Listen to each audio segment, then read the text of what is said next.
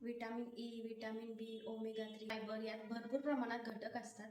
त्यामुळे हे खूपच चांगलं आहे केसांसाठी. तर आपण याचा आज हेअर मास्क करणार आहे, तर तो बघू कसा करायचा आहे ते. 1.5 ग्लास पाणी घ्यायचं आहे आपण इथं.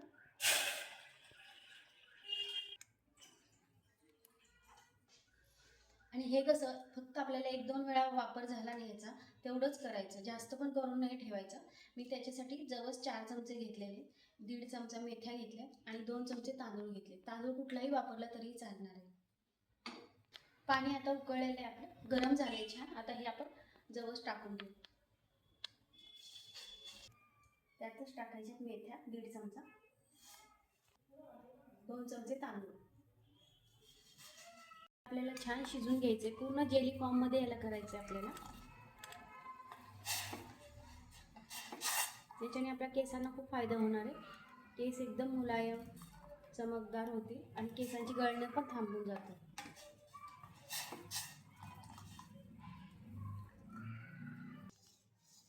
थोडा वेळ झाला आहे, एक 5 मिनिटं झाले. हे एवढं शिजलेलं आहे. थोडासा चिकटपणा याला आलेला आहे. एक 5 मिनिटं झालेत, हे छान शिजले. अजून शिजायचं बाकी आहे, एवढं पातळ आहे. थोडंसं आपल्याला घट्ट करून घ्यायचं आहे.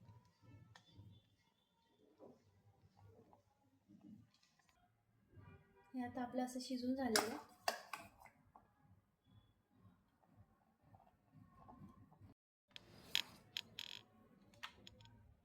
हे आता शिजलेलं आहे पूर्ण, तिन्ही याचा अर्क उतरलेला आहे याच्यावर.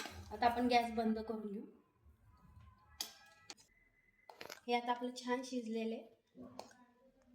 पाणी थोडं कमी पडलं तर तुम्ही अजून वाढवू शकता, खूपच घट्ट झालं तर. आता हे आपण गाळून घेऊ, एका कपड्यामध्ये गाळून घ्यायचं.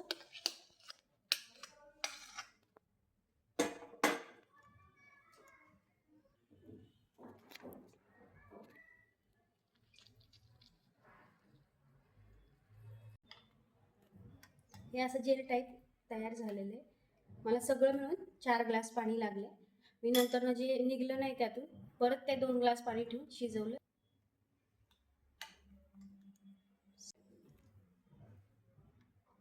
आता ह्यात 2 चमचे तेल घ्यायचे, खोबरेल तेल घेतले मी.